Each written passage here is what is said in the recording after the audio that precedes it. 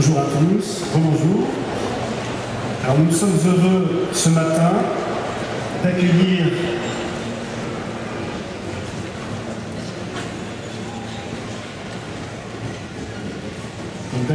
Thierry et Nick Deslorviers, qui sont membres de la communauté d'Emmanuel, qui sont mariés depuis 30 ans, qui ont 7 enfants.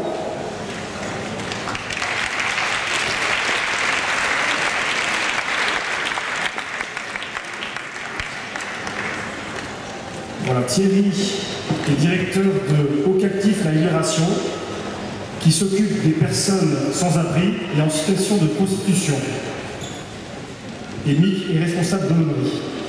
Nous sommes très heureux de les écouter ce matin.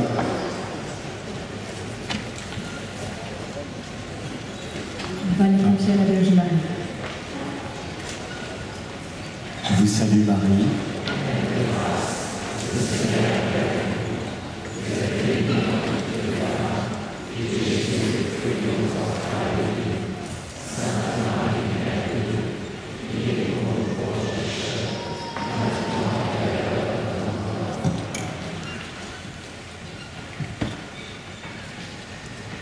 Bien, bonjour. Est-ce que vous êtes bien réveillés? Bien. Vous n'êtes pas très réveillés parce que ça devrait crier plus fort si vous étiez réveillés. Ouais, alors, tout le monde n'est pas encore réveillé. Alors encore un cri encore un peu plus fort pour que je sois convaincu qu'il ça vaut le coup de parler. Voilà. Amen. Alors, si nous sommes ici, c'est parce que le pape François a ouvert une année de jubilé de la miséricorde. Et dans sa bulle d'indiction, il nous a dit que Jésus est le visage de la miséricorde du Père. Et il se trouve que par notre baptême, en tant que chrétiens, nous aussi, nous sommes d'autres Christ. Nous aussi, nous sommes le visage de la miséricorde du Père. Et non seulement nous sommes appelés à être le visage de la miséricorde du Père, mais nous recevons par le baptême la grâce d'être le visage de la miséricorde du Père. Nous le sommes déjà, même si nous ne le réalisons pas. Et pour ceux d'entre nous qui sont mariés, qui ont reçu le sacrement de mariage, ils ont cette grâce toute particulière d'être le visage de la miséricorde du Père pour leurs conjoints, pour leur entourage, pour leurs enfants.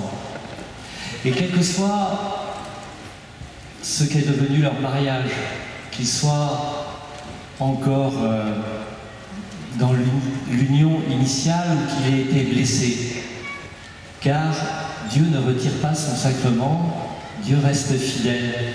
Nous sommes toujours, quels que soient nos mérites, quelle que soit notre situation, visage de la miséricorde du Père.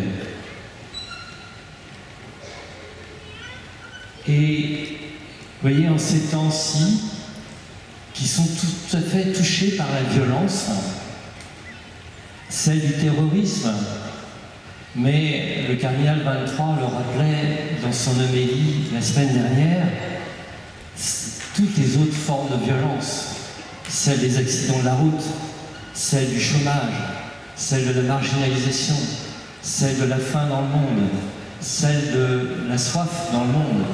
25% des personnes n'ont pas d'eau potable pour boire tous les jours. Eh bien, face à toutes ces violences, Dieu nous propose une arme et une seule, c'est la miséricorde. Et c'est vraiment un combat très particulier qui suppose que nous laissions Dieu modeler notre cœur pour qu'il soit vraiment plein de miséricorde. Parce que la miséricorde gagne toujours. Elle prend le temps. Elle n'est pas forcément dans notre temps des hommes, mais dans le temps de Dieu, elle finit toujours par gagner. Alors, nous allons vous proposer 4 jalons pour laisser Dieu façonner notre cœur, qu'il devienne miséricordieux comme le Père, que notre cœur entre dans cette miséricorde et entre dans la joie qui va avec cette miséricorde. Car l'un des fruits de miséricorde est la joie. Et si vous n'en êtes pas convaincu, allez vous confesser et vous verrez, vous aurez de la joie dans le cœur. Alors, notre premier jalon qu'on vous propose, c'est croire que vraiment, Dieu est avec nous. Souvenez-vous, il y avait une piscine à Jérusalem, la piscine de Bethesda. Et dans l'évangile de Jean, au chapitre 5, on parle d'un homme infirme depuis 38 ans. Jésus le voit couché, et sachant qu'il était malade depuis longtemps, il lui dit « Veux-tu être guéri ?» Et l'homme répond « Seigneur, je n'ai personne pour me plonger dans la piscine quand l'eau est agitée, et pendant que j'y vais, un autre descend avant moi. » Parce que ceux qui descendaient dans la piscine quand l'eau bouillonnait étaient guéris. Et puis Jésus disparaît, et l'homme guérit, et puis bon, il est interpellé par les uns et les autres, et puis il retrouve Jésus un peu plus tard dans la journée, et Jésus lui dit « Te voilà guéri, ne pêche plus, de peur qu'il ne t'arrive quelque chose de pire. » J'avais entendu une traduction le jour, c'était même quelque chose de pire encore. Et en fait, on ne sait pas grand-chose sur cet homme. Quel est son péché? Certainement pas son infirmité. Certainement pas le péché de ses parents. C'est pas comme ça que Jésus voit les choses.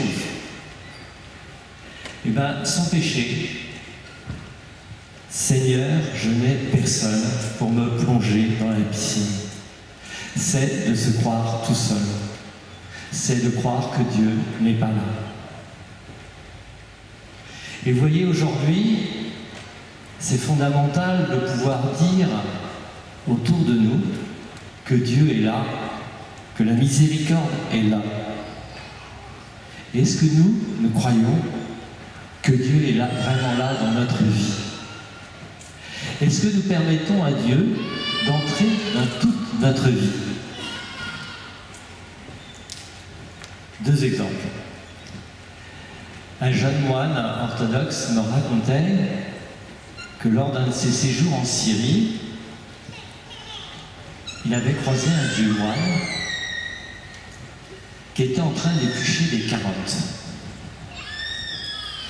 Et il voit le vieux moine qui pleurait en épluchant les carottes. Pas des oignons, des carottes. Et il lui dit « Pourquoi tu pleures ?» Il lui dit « Tu vois ». Et le vieux moine lui répond « Tu vois, ça fait 1 heure que j'épluche des carottes. Et ça fait 1 heure que je ne vois pas la miséricorde de Dieu qui nous a donné le soleil pour faire pousser les carottes. Ça fait 1 heure que je ne vois pas la miséricorde de Dieu qui nous a donné la pluie pour faire pousser les carottes. Et donc je pleure parce que je ne vois pas la miséricorde de Dieu. » Voyez, Dieu, ce moine nous enseigne que Dieu est là partout et que nous sommes invités à voir sa miséricorde. La miséricorde du Père pour le fils aîné du fils prodigue, c'est de lui avoir permis un chemin sans heurts. La miséricorde pour le fils cadet, c'est de l'accueillir après qu'il ait chuté. Vraiment, nous sommes invités à rendre grâce aussi au Seigneur pour toute sa miséricorde qui nous a permis d'éviter les obstacles. Et nous sommes invités à le pleurer en épluchant les carottes. Et puis plein d'autres choses encore. La deuxième chose, c'est que si nous sommes invités à accueillir la miséricorde dans toutes les dimensions de notre vie, nous sommes invités aussi à accueillir le représentant de Dieu sur terre. Et Dieu le dit, et Jésus le dit lui-même dans Matthieu, au chapitre 25, il est là dans le plus pauvre, dans la personne qui est nue, dans celle qui est affamée, dans celle qui est malade, dans celle qui est étrangère, dans celle qui est en prison,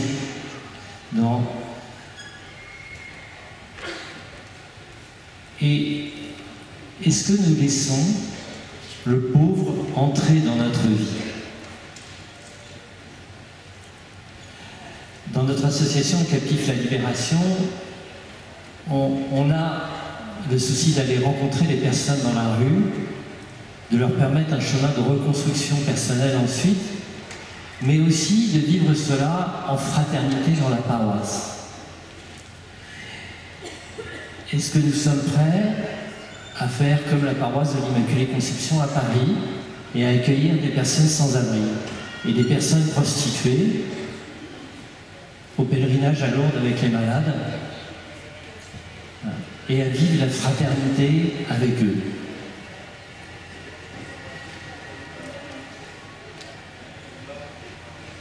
Voilà. Donc première question pour entrer dans la miséricorde qu'on vous propose,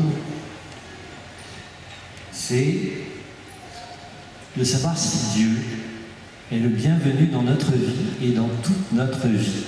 Alors je n'ai pas parlé des endroits où on n'a pas envie qu'il aille parce qu'on sait que c'est ténébreux et qu'on s'est réservé des points pour nous seuls. On dit, mon Dieu, là tu nous fous la paix. Mais je les inclus dedans. Alors très concrètement, on a des petits moyens. Premier petit moyen, c'est par exemple décider dans la semaine de prendre un petit temps d'adoration. 10 minutes, un quart d'heure, une petite visite au Saint-Sacrement.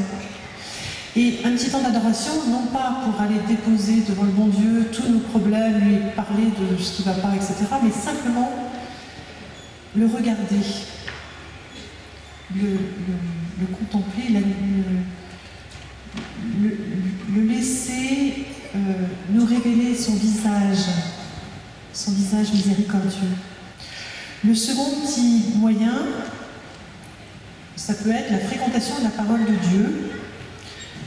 Pour l'écouter, dans la parole de Dieu, elle nous dit, enfin, dans la parole de Dieu, Dieu nous dit comment il agit, comment il est, comment il aime, comment il prend soin de nous, comment quelquefois il nous secoue aussi. Et c'est ça, on peut faire un peu de lecture de la parole de Dieu, 10 minutes par jour, par exemple. Il faut toujours travailler par dose homéopathique. Un autre petit moyen pour ceux qui vivent en couple peut être la prière quotidienne en couple. Et pareil, commencer par dire un Notre Père ensemble, un Je vous salue Marie ensemble, des choses petites, puis après, vous savez, avec le bon Dieu, quand on en trouve la porte, après, il met des courants d'air et les portes s'ouvrent grand. Donc, le laisser faire ensuite.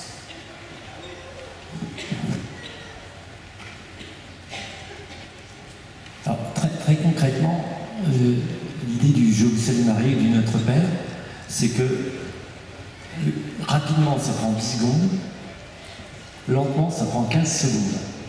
Alors, c'est pour les couples qui n'arrivent pas à prier ensemble, c'est l'argument, c'est-à-dire que vous consacrez 15 secondes à commencer à apprendre à prier ensemble. Donc, avec Mick, on a commencé comme ça. Bon, maintenant, on est au compli, mais ça prend quelques minutes, pas plus. Mais voilà, avec le Seigneur, il faut marcher petit pas par petit pas, et après, il fait une merveille. Alors, ça c'était... Alors, donc la question qu'on vous livrera tout à l'heure, mais qu'on répète, Dieu est-il le bienvenu dans tout ce qui fait ma vie? Alors, n'essayez pas de tout faire non plus là d'un coup. Cherchez un endroit où vous l'avez bien foutu dehors et voyez comment vous pouvez l'accueillir.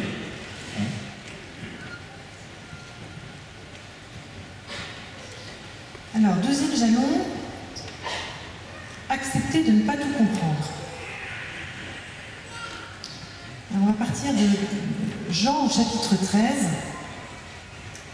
avant la fête de la Pâque, sachant que l'heure était venue de passer de ce monde à son Père, Jésus, ayant aimé les siens qui étaient dans le monde, les aima jusqu'au bout.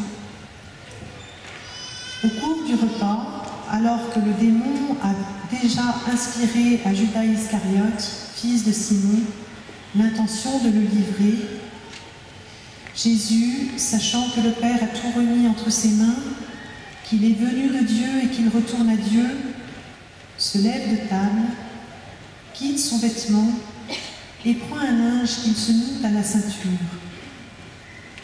Puis il verse de l'eau dans un bassin. Il se met à laver les pieds de ses disciples et à les essuyer avec le linge qu'il avait à la ceinture. Oui, Jésus, cette scène se passe juste avant qu'il meure, juste avant qu'il soit crucifié. Il sait que ça va se terminer comme ça. Et pourtant, il ne nous fait pas un truc à la Hollywood, il ne nous fait pas un truc grandiose, il fait un truc tout simple. Il va laver les pieds de ses disciples. C'est un geste qui n'est pas compréhensible dans l'entendement du monde, surtout quand c'est le maître qui le fait. Et Pierre le dit franchement, hein, me laver les pieds, à moi, jamais. Voilà, Pierre, l'avantage de Pierre, c'est qu'il est entier et qu'on s'y reconnaît assez facilement, en tout cas moi. Et Jésus lui répond, ce que je fais maintenant, tu ne le comprends pas maintenant, mais plus tard, tu le comprendras. Vous voyez, notre cœur peut être endurci par mille choses, peut être blessé, et de temps en temps, nous ne comprenons pas très bien comment la miséricorde agit. Et il nous faut accepter d'avancer sans comprendre. Hier soir, on nous a proposé le lavement des mains. Certains d'entre nous se sont avancés, peut-être que certains ne se sont pas avancés. Peut-être que certains se sont avancés en comprenant ce qu'ils faisaient, d'autres sans comprendre. Mais, vous voyez, nous avons peu de temps ici, nous avons à peine 3 jours. Et donc, Jésus nous invite à lui faire confiance au travers de ce qu'on nous propose ici, pour qu'il puisse agir. Et accepter de ne pas comprendre, c'est accepter que notre tête capitule devant notre cœur. C'est accepter que Dieu prenne la main sur notre vie. Moi, j'ai vraiment fait cette expérience cet hiver, même l'automne dernier. Depuis 2 ans, j'étais responsable d'une aumônerie d'un lycée public.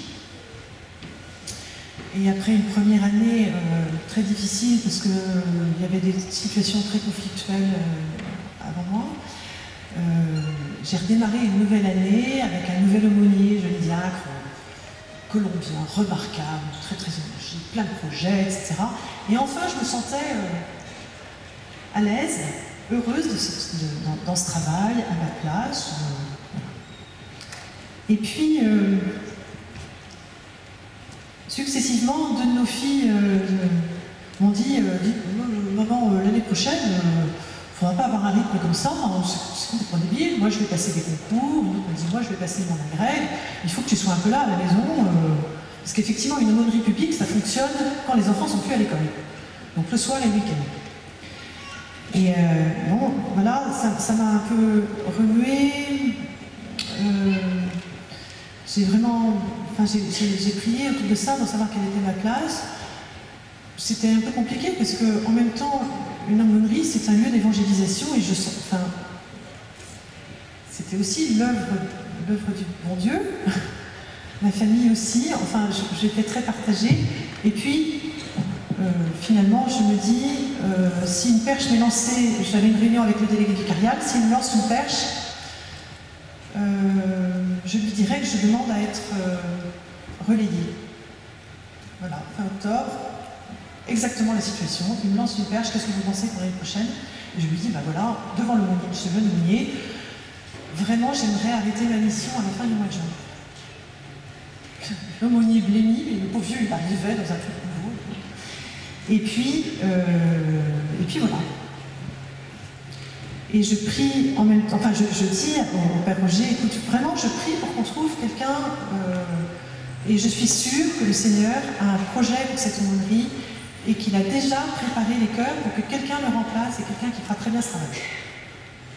Donc une année passe, et effectivement, au printemps, 2 personnes se proposent extrêmement complémentaires, complètement à leur place, pour me remplacer, dont une sœur de communauté en plus. Et voilà, donc je me dis, bah voilà, ce discernement était très bien. Et en même temps, c'était un arrachement pour moi, qui était ce job, donc voilà. Et puis, Calixte décide non pas de passer son agrègue, mais de faire un doctorat, voilà. Marguerite est virée de sa première année de prépa et passe à la fac, plus de concours l'année prochaine.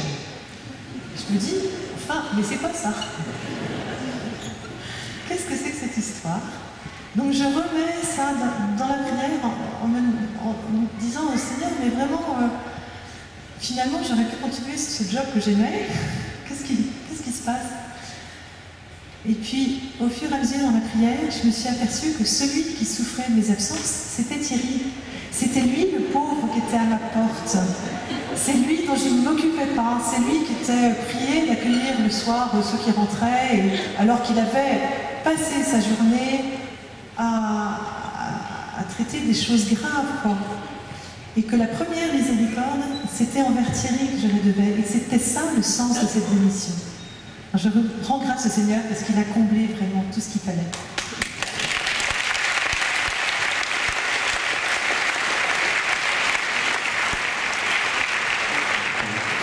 Ceux qui ne savaient pas que ma femme était formidable le savent maintenant. Elle m'a raconté ça la première fois en préparant l'enseignement. J'ai chialé comme une madeleine. Alors il y a autre chose qu'on voudrait souligner sur ce texte du lavement des pieds. C'est que, vous voyez, ce lavement des pieds du temps de Jésus, c'était quelque chose qui était réservé aux esclaves et exclusivement aux esclaves non juifs. Parce que c'était une tâche terriblement humiliante. C'était aussi une tâche que de temps en temps, en certaines occasions, le père de famille faisait envers ses fils. Donc la tâche la plus gratifiante. Et Jésus prend cette dernière place et il fait ce geste qui n'est pas qu'un geste symbolique, qui est aussi un geste utile, parce que les apôtres marchaient dans la poussière. Et puis à la fin, Jésus dit, si moi donc, le Maître et Seigneur, je vous ai lavé les pieds, vous devez vous aussi vous laver les pieds les uns aux autres. Et un peu plus loin, il dit, c'est à l'amour que vous avez les uns pour les autres qu'on vous reconnaîtra pour mes disciples. Et donc, vraiment, il faut se dire que ce lavement des pieds, c'est le remède à toutes les situations difficiles que nous vivons, de tension dans nos couples, dans nos familles, dans nos communautés, dans nos lieux de travail. Alors, bien sûr, on ne peut pas se mettre à se laver les pieds aujourd'hui. Bon, quelques-uns marchent encore en sandales, mais si vous proposez un lavement des pieds au bureau, ça ferait un peu bizarre. Mais l'idée, c'est de trouver quel est le lavement des pieds qui est adapté à la situation. Je me souviens d'un collègue, quand on déjeunait ensemble au bureau, qu'on faisait un repas plateau, c'est la joie du repas plateau, mais lui, il était toujours le premier à se lever pour servir le café aux autres et à se mettre au service des uns des autres. Et je m'étais juré qu'un jour je doublerais. J'ai jamais réussi à le doubler, il a fallu que j'attende qu'il parte à la retraite. Et puis, mais vous voyez, en famille, c'est la même chose. Alors, on peut prendre un petit pli, un bon pli. Hein, c'est-à-dire que moi, le matin, je suis le premier à prendre mon petit déjeuner. Si la machine à laver n'est pas vidée, je la vide. Mais c'est cette trouver comment on se met au service, et la miséricorde rentre par ce petit service au quotidien. C'est aussi un travail à faire avec nos enfants pour les éduquer à la miséricorde, non pas avec des grands discours, mais avec des petites choses. Alors pour nous, je peux vous dire que c'est pas facile. Alors, concrètement, qu'est-ce qu'on peut faire? Ah si, chose importante. Vous voyez, on peut prendre les services qu'on vit ici à Paray-le-Monial, les enfants, le CEF, la cuisine, les Olympiades, etc., comme des nécessités de la vie ensemble. Oui, ça fait partie des nécessités de la vie ensemble. Mais c'est aussi des temps de miséricorde. Et Dieu travaille autant nos cœurs ici, sous la grande tente, que dans les services. Et je pense que si vous repartez demain midi sans avoir fait aucun service, vous avez loupé une dimension de la miséricorde. Voilà, faut pas prendre, c'est pas un truc optionnel, ça fait partie du programme. Alors très concrètement, s'il y a des choses que vous ne comprenez pas et qui vous empêchent d'avancer, parce que ça peut arriver, dans la vie courante, allez voir un prêtre. Ici, allez voir un prêtre, allez à la tente écoute, mais allez livrer ce que vous ne comprenez pas. Vous ne comprendrez peut-être pas plus en sortant. Hein, on peut prendre le temps, mais au moins livrer et déposer ce qu'on ne comprend pas à quelqu'un d'autre, ça permet d'avancer. Deuxième chose, vous voyez comment vous pouvez intégrer un temps de lavement des pieds dans votre vie, régulier.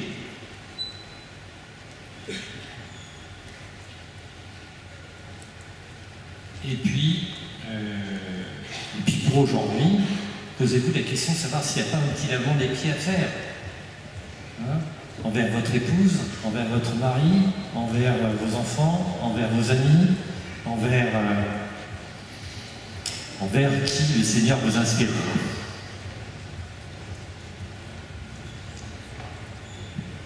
Troisième jalon, libérer le pardon. Le non-pardon est un vrai barrage à la miséricorde.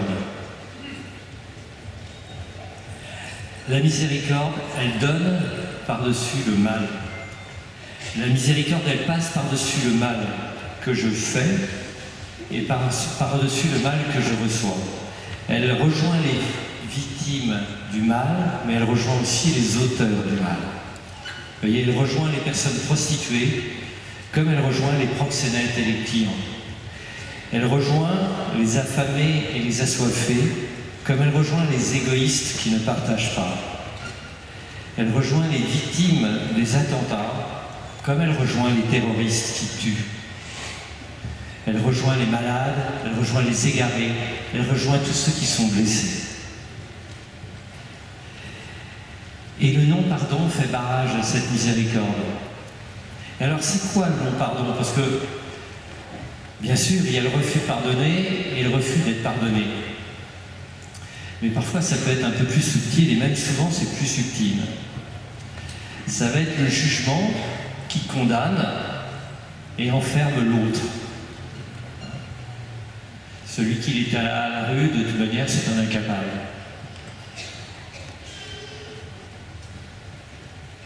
Ça va être l'indifférence qui ne regarde pas l'autre. Je passe à côté de toi sans te voir.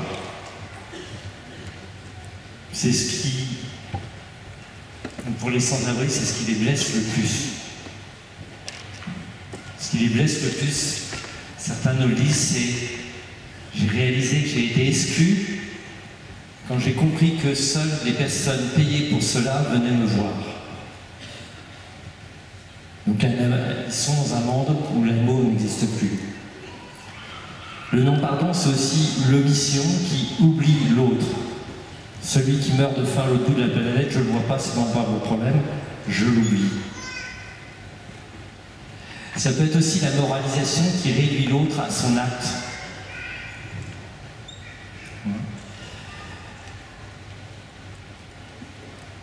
Tu n'es qu'une prostituée, donc tu n'es bon à rien.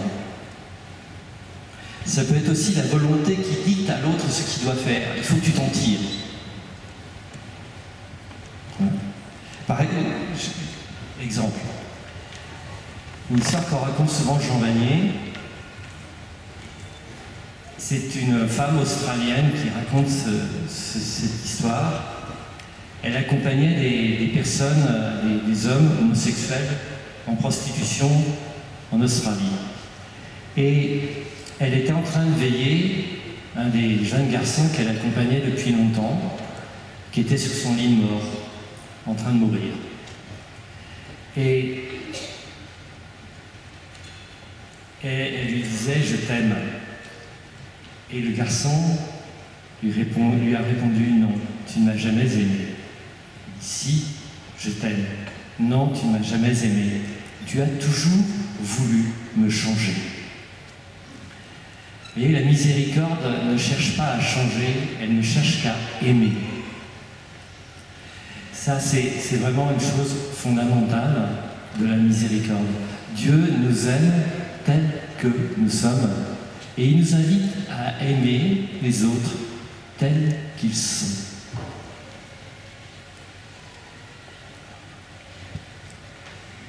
Vous voyez, Jésus, on va reparler encore de Jésus et de Pierre au bord du lac. Il faut croire que c'est un texte important pour cette session. Jésus a été trahi par Pierre alors qu'il a confié son Église à Pierre. Et nous sommes au bord du lac et 3 fois Jésus demande à Pierre « M'aimes-tu » ? Et Pierre lui répond à chaque fois « Je t'aime ». Alors en grec, il y a un peu plus de nuances. Parce que la première fois, Jésus dit « agapés ». Pierre, m'aimes-tu d'un amour de tout, d'un amour complet. Et Pierre répond « philéo ». Je t'aime d'un amour d'amitié. Il n'arrive pas à s'élever à agapé. Je t'aime d'un amour d'oblation, de don. Jésus reprend agapés et Pierre répond philéo. Et la 3e fois, Jésus dit philès et Pierre répond philéo. Et à la fois Pierre a comme retenu sa leçon qu'il ne faut pas faire trop le crâneur en disant je te serai fidèle contre toute attente, et il dit ben voilà, je suis capable de t'aimer que d'un amour d'amitié et pas encore d'oblation et pas encore de don. Et Jésus se met à son niveau en disant est-ce que tu m'aimes d'un amour d'amitié? Et bien la miséricorde, elle est dans ce geste-là, et l'idée du pardon, c'est aussi ça, c'est de pouvoir accepter l'autre tel qu'il est et de se mettre à sa hauteur et de voir que mystérieusement, il va cheminer. Et alors, bien sûr, je pourrais vous parler de plein d'expériences auprès des personnes de la rue, des personnes prostituées, mais finalement, je préfère vous parler de l'expérience au sein du couple. Parce que le premier endroit où on a la vie, c'est dans le couple. Et ce qui est intéressant, ce que je n'ai pas souligné, je reviens, c'est que vous voyez, Pierre est comme définitivement confirmé dans sa mission, paix les agneaux, hein, de chef de l'Église, parce que, et il peut le faire parce qu'il s'est éloigné, il a été miséricordieux. Il a fait l'expérience de la miséricorde. Et ayant fait l'expérience de la miséricorde, il peut témoigner de cette miséricorde. Et dans nos couples et nos familles, nous sommes invités à vivre cette miséricorde l'un envers l'autre. Hier, Fouad et sa femme nous témoignaient qu'ils ne se pardonnaient, ils ne se couchaient pas sans s'être pardonnés l'un l'autre. Vous voyez, pour moi, ça se traduit un peu de la façon suivante. C'est que, même si ma femme est formidable, il m'arrive qu'elle m'exaspère. Pour plein de petites raisons que je n'ai pas besoin de vous énumérer ici, ça restera entre nous deux. Et dans ces cas-là, je vais voir Saint Joseph dans mon cœur. Je lui dis, écoute Saint Joseph, j'en ai ras-le-bol de ma femme pour telle et telle raison. Est-ce que tu pourrais pas m'aider à traiter le sujet? Est-ce que tu pourrais pas la changer? Ouais. Et alors, elle est en train de me dire que c'est impossible. Et alors, la réponse de Saint Joseph, c'est pas de dire c'est impossible. Sa réponse de Saint Joseph, c'est qu'est-ce que toi, Thierry, tu peux changer? Et en général, il me montre ce que je dois changer dans ma relation avec Mick. Et bien souvent, je retourne vers Mick avec de meilleures dispositions. Et je vois que le Seigneur aussi a travaillé le cœur de Mick pendant ce temps-là. Et c'est important, vous voyez, de libérer le pardon de cette manière-là. C'est-à-dire qu'au lieu d'être dans l'agression vis-à-vis de ma femme, je retourne dans la paix et la réconciliation. Et vraiment, ce que je vous invite, c'est à concrètement faire une démarche pour libérer le pardon en vous. Nous avons tous... Ah non, ça c'est la musique de parler.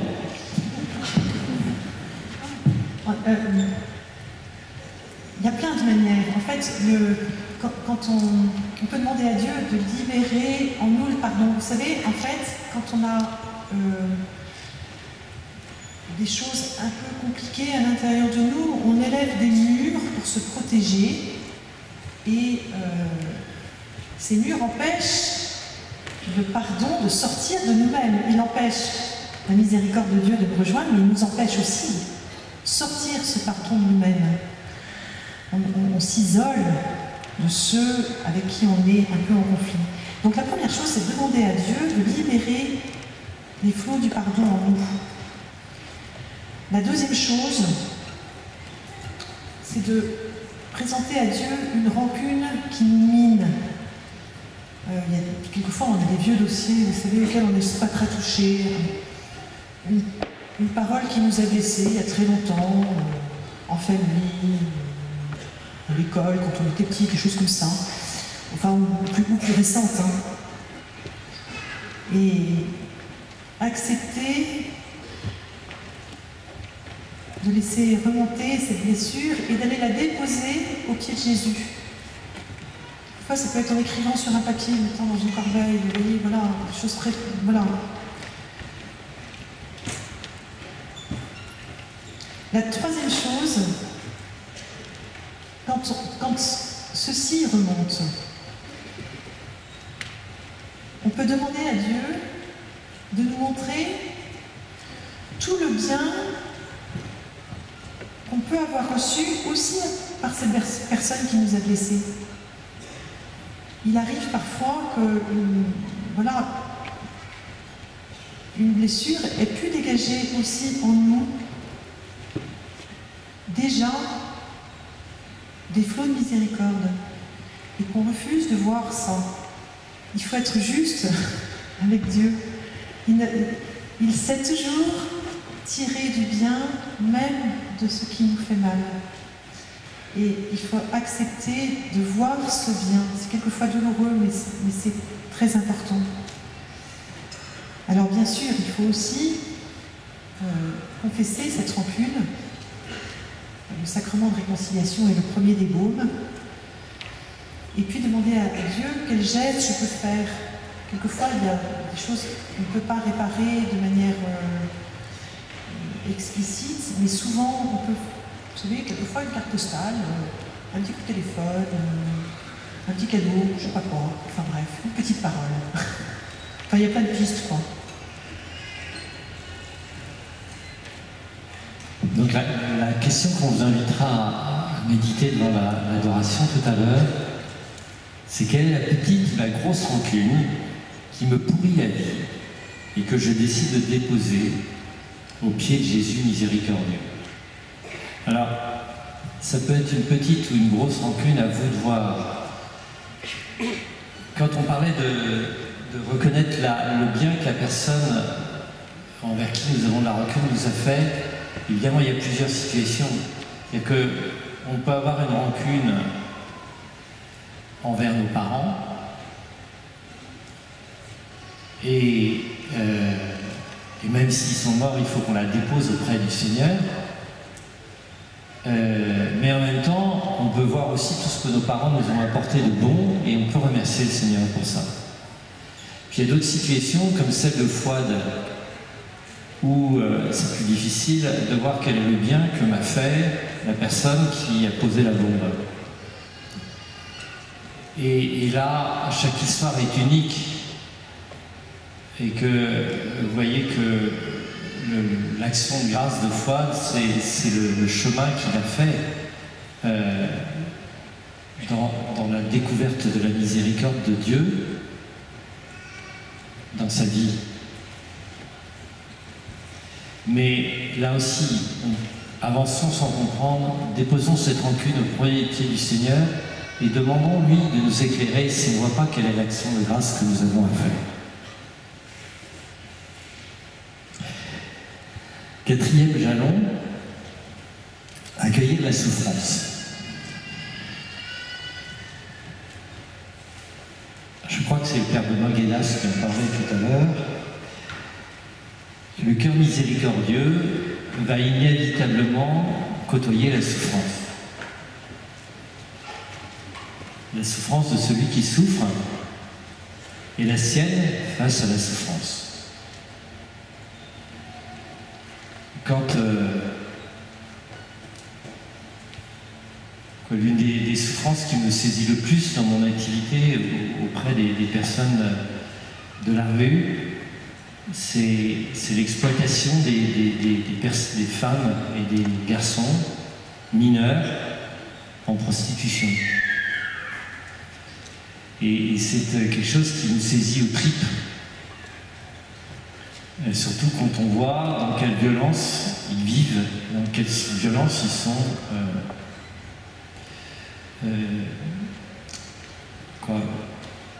enfermés. Et donc cette souffrance nous touche forcément. Et le cœur miséricordieux, c'est aussi un cœur de compassion, un cœur qui souffre avec. Et pourtant, il y a un piège qui est de nous faire enfermer dans les souffrances. Alors c'est difficile de parler de la souffrance parce que chaque expérience est unique. Et donc, le plus facile pour nous, c'est de nous parler de notre souffrance à nous, qui n'est pas un prototype, hein, qui est seulement un témoignage. En fait, je ne voudrais pas blesser certains d'entre vous qui souffrent. Hein, donc, notre souffrance n'a rien d'absolu. Notre souffrance, c'est d'avoir perdu une de nos filles, il y a 6 ans, alors qu'elle avait 20 ans, d'une tumeur au cerveau. Et dans sa dernière semaine, on est arrivé le samedi, une semaine avant sa mort, on est arrivé à l'hôpital parce qu'elle n'allait pas bien du tout. Et là, elle me disait, papa, maman, tirez-moi de là. J'ai comme une couronne d'épines dans la tête. La tumeur pressait sur le cerveau et grandissait plus vite que l'effet des médicaments. Et nous, on ne pouvait rien faire. On la voyait qui souffrait, on pouvait qu'appeler le médecin. Les médecins, ils ne pouvaient plus faire grand-chose.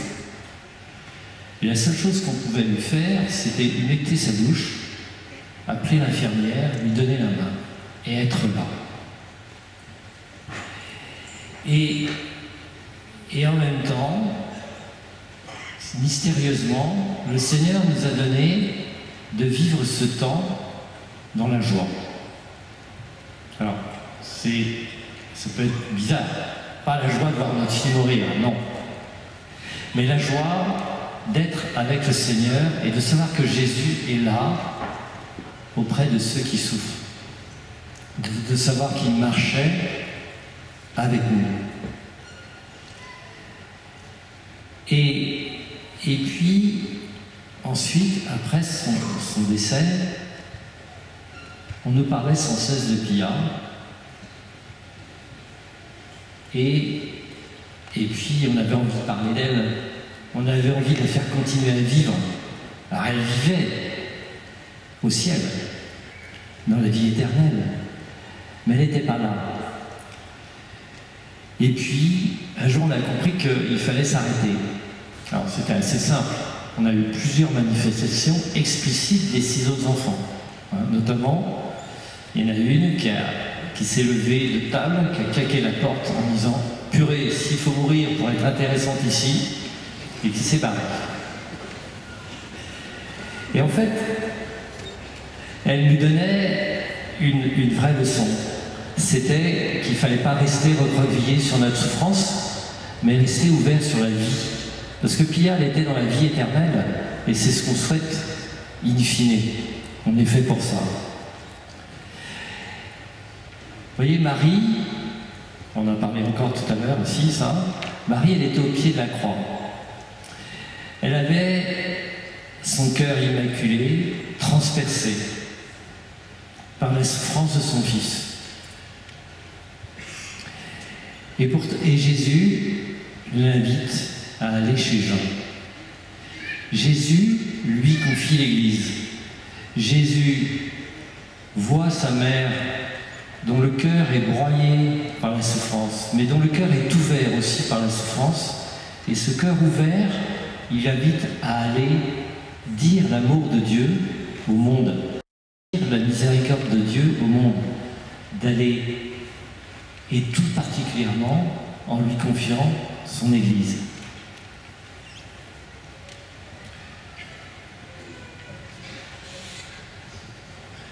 Alors, vous voyez, suite à la mort de Pia, effectivement, moi pendant tout un temps, on a été très entourés, et c'était vraiment doux. Et puis, petit à petit, on affronte notre sens, etc. On avait beaucoup prié pour Pia, on a fait des levées, on a prié le chapelet de la miséricorde, etc. Et puis, finalement, Pia, quand même, était retournée vers le Père. Et j'ai eu un moment où j'avais vraiment, du coup, du mal à prier. Voilà, je savais que c'était pas la faute du bon Dieu, mais tout à coup, je me disais à quoi ça sert, quoi.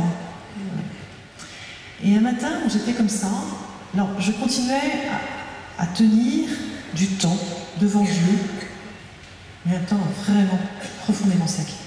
Et un matin, c'était comme ça, en disant, ben voilà, à quoi ça sert? Et il m'est arrivé une histoire assez étonnante. En fait, Pia, après sa mort, on l'a habillée avec ma robe de mariée, voilà, parce qu'il y avait quelque chose de très nuptial dans cette idée d'histoire.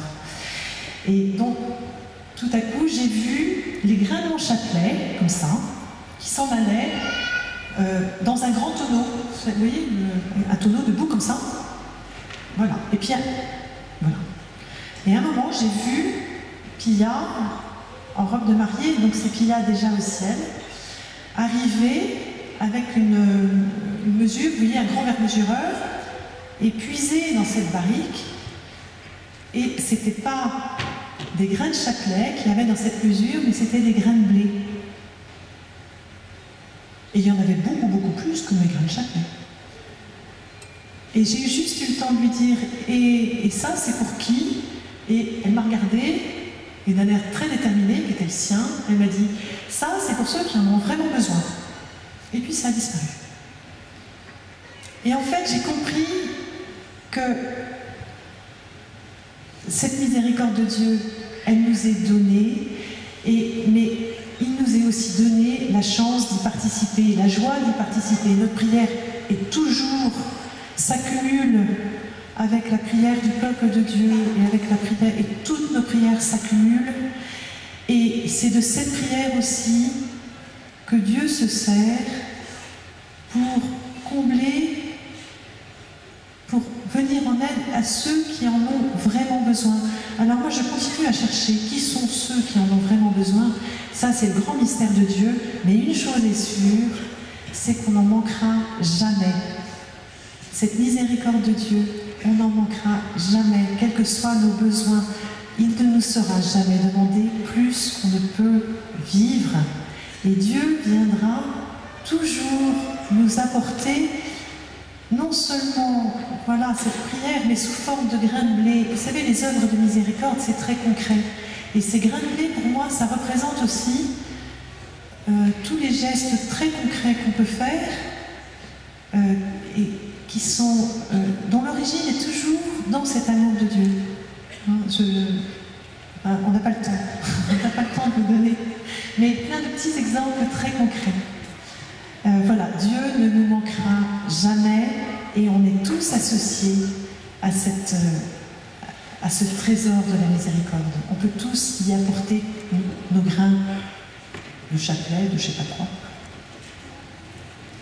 Alors très concrètement, en fonction du chemin où nous sommes, on peut prendre un temps pour reconnaître sa souffrance. Parfois on a du mal à reconnaître qu'on souffre, et c'est important de reconnaître sa souffrance. Non pas pour s'y complaire, mais pour l'offrir à Dieu et la déposer au pied de la croix. Et demander, en déposant cette souffrance à Dieu, de lui demander vers qui tu ouvres mon cœur, vers qui tu m'envoies pour compatir, pour être avec. Alors, en finale, on peut vous avancer qu'à avancer sur ce chemin de la miséricorde, à mettre Dieu donc dans toutes les dimensions, Dieu de miséricorde dans toutes les dimensions de notre vie, à accepter de ne pas tout comprendre et de faire confiance à Dieu, de libérer le pardon en dynamitant tous les barrages que nous mettons au pardon, que ce soit le jugement, la volonté de changer d'autres ou toutes les autres choses que nous avons évoquées. Et enfin, d'accueillir la souffrance comme une occasion d'ouvrir notre cœur encore plus largement. Alors, évidemment, nous ne serons jamais prêts, et donc n'attendez pas d'avoir un cœur sûrement miséricordieux pour exercer la miséricorde. Le cœur miséricordieux, il se façonne au fil du temps et au fil de la miséricorde, des actions de miséricorde. Et alors, avant de vous laisser, 3 choses. La première chose, c'est Jésus a gravé notre nom dans la paume de sa main. Alors moi, ce que je vous invite, c'est à graver votre nom, le nom de Jésus, dans la paume de votre main. Le nom de Jésus, c'est miséricorde. En anglais, c'est mercy. C'est plus court. Donc voilà. Donc vous prenez votre stylo et vous faites comme moi.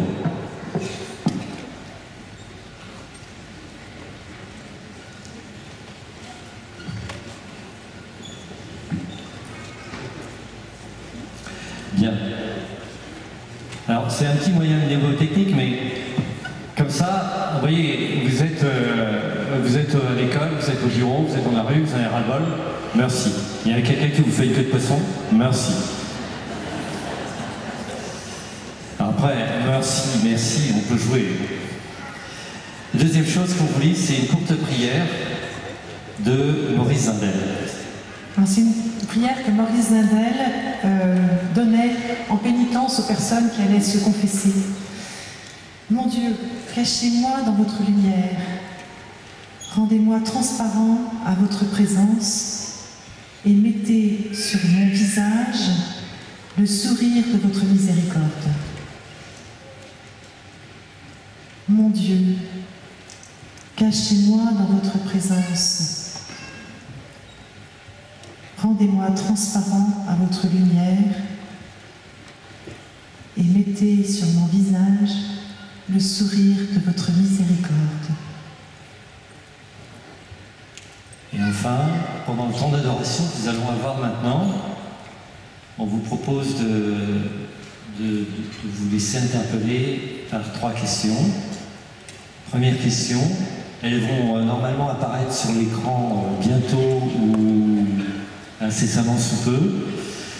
Dieu est-il le bienvenu dans toutes les dimensions de ma vie? Deuxième question, quelle est la petite ou la grosse rancune qui me pourrit la vie et que je décide de déposer aux pieds de Jésus. Troisième question, avec qui je décide de me réconcilier? Que Dieu vous bénisse.